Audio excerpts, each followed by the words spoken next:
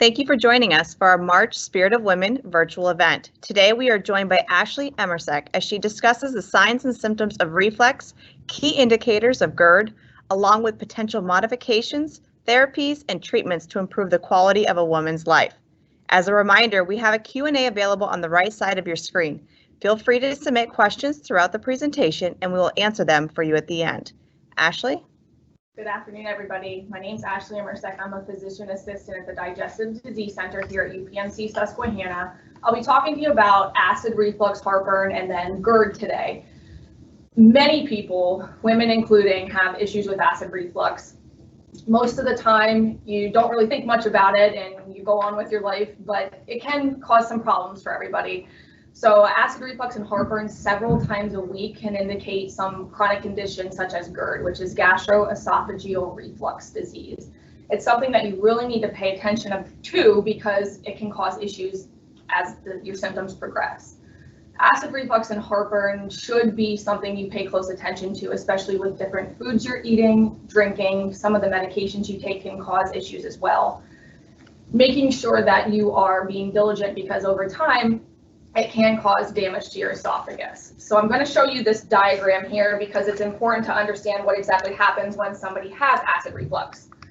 So we have your stomach here, right here, and your esophagus. So of course, when we eat, food goes down into our esophagus and then drops into our stomach.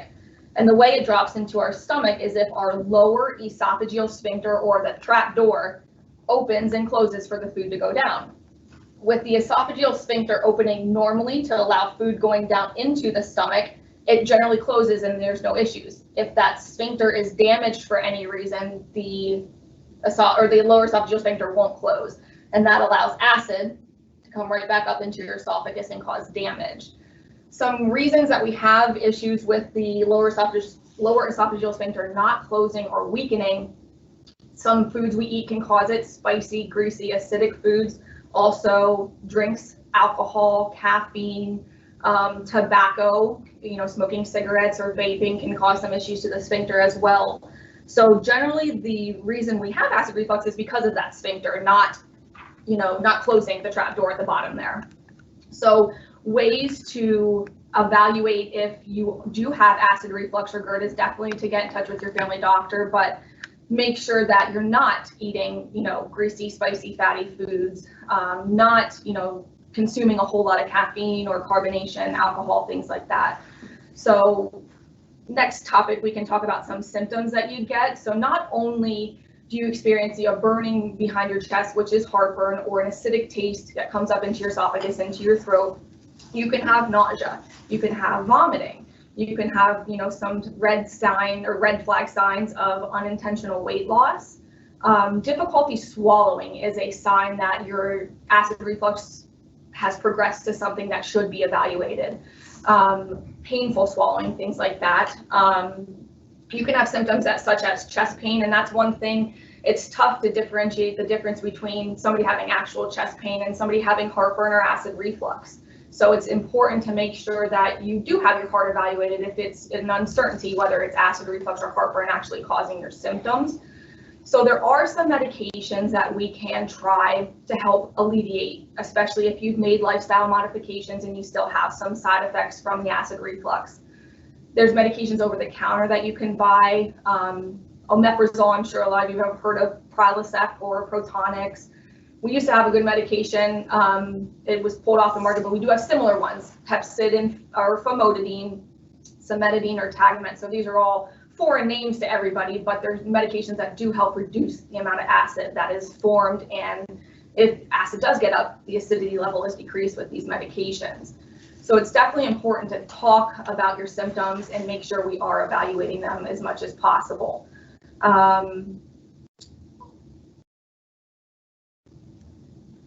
The way that we look for acid reflux or heartburn to see if it actually is from a GI standpoint is doing something called an upper endoscopy, or you've heard it called an EGD. Basically, it's a camera on a really long tube that goes down into your esophagus and takes a look. So we're able to actually visually get our eyes in there and see if there's any damage from the symptoms that you've been experiencing. So it's something you shouldn't let go. You shouldn't, it's definitely important to make sure you're getting, your questions answered and things like that. But these are things that can lead to other issues. So if you don't pay attention to your symptoms over time, it can lead to something we call Barrett's esophagus. Barrett's esophagus is a big long term to say that the cellular level in your esophagus has changed. So there's certain cells in your esophagus, and because of the acid damage over time, those cells change. And if you don't properly treat that with medication over time, it can lead to esophageal cancer. So again, moving back to avoiding acidic foods, and especially tobacco, alcohol, caffeine, things like that. But it's important, again, to be evaluated with the symptoms that you're having. Thank you very much, Ashley. We do have a few questions that have come through. First is, if I have chest pains, how can I tell whether it's GERD or heart problems? Absolutely. So it's a little tough because everything's in such close proximity with your esophagus coming down here and your chest here. So making sure you're talking to your family doctor about symptoms that you're having, especially with chest pain, it's important to have your heart evaluated, but also the burning behind your chest can be mistaken for your heart, if you have any heart issues. But acid in your throat is more indicative of heartburn, acid reflux, things like that, and it would be something that we would want to evaluate with an upper scope, and definitely an upper scope would tell you, whether or not it was acid reflux or not. Okay. Could the medications I'm currently taking be causing my GERD symptoms? Yes. So different medications we take, there's some antibiotics, which depending on what you're on the antibiotic for, some antidepressants can cause it, some heart medications can cause it. Your non-steroidal anti-inflammatory drugs like your ibuprofen, Aleve, also pain medications can cause it as well. So they're all medications that do have the potential to irritate your esophagus, but also weaken that lower esophageal sphincter. So it can give you some symptoms of heartburn and acid reflux, absolutely. Okay. Are there other lifestyle changes that might help my symptoms? Yes, so making sure you're, not eating a whole lot of greasy, spicy, fatty foods, avoiding carbonation, sodas, alcohol, tobacco, making sure that you're at an adequate weight, you're not holding more, fattiness on your belly, things like that, because that can definitely push up, especially, women who are pregnant, that can, give you symptoms of acid reflux too. So that pressure can cause, your esophageal sphincter to weaken, and that can give you symptoms of acid reflux. So making sure you're eating a well-balanced diet, you're getting exercise, you're avoiding those, drinks and foods that we talked about, definitely can prevent or help you with those symptoms. Okay. We have an individual who asked, I am pregnant and have terrible heartburn. Is there anything I can do to get relief? So that's a tough one. So because the belly grows, it does put pressure on your diaphragm, which does put pressure on that sphincter, opens it up, and allows acid to come up. So it's definitely important to make sure all questions, especially with being pregnant, you talk to your OBGYN, but generally over-the-counter medications like your Tums, your Maalox, Mylanta, things like that are appropriate while you're pregnant. And then your H2 blockers such as the famotidine or the Tagamet, things like that, which can all be purchased over the counter, but just definitely make sure you either speak with your PCP, your GI provider, or your OBGYN. Okay.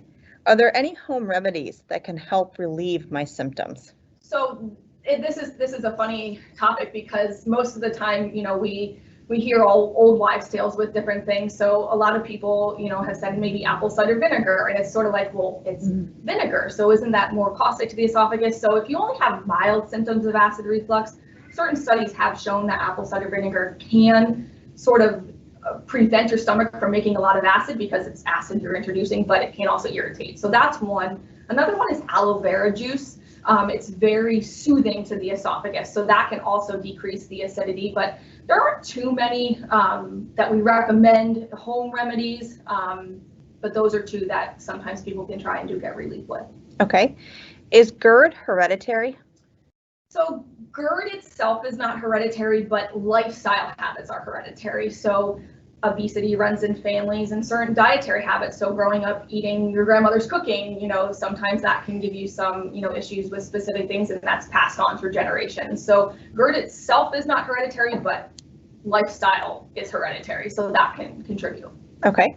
Right now, this is the last question. So feel free to, give us more if you have any. How do I know when to see my GI provider versus my PCP?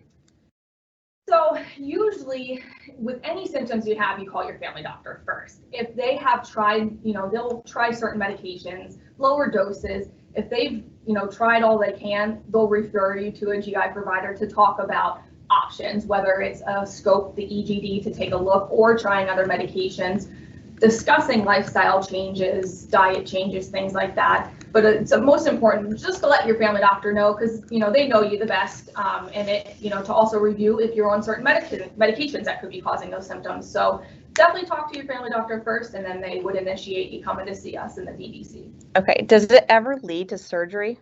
So yes, it absolutely does. So we only have so many medications to treat people with acid reflux and heartburn.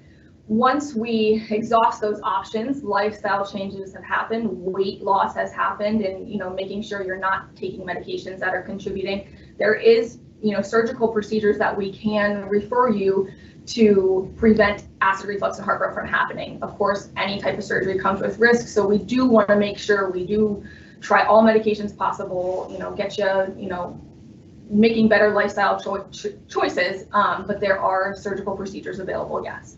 Okay. I believe that is all the questions that have come through. Ashley, we appreciate your time this afternoon, and feel free to join us next month. We will be posting this video at our YouTube channel, so we will give that link out here shortly. Thank you, everyone. Have a great afternoon. Thanks, guys.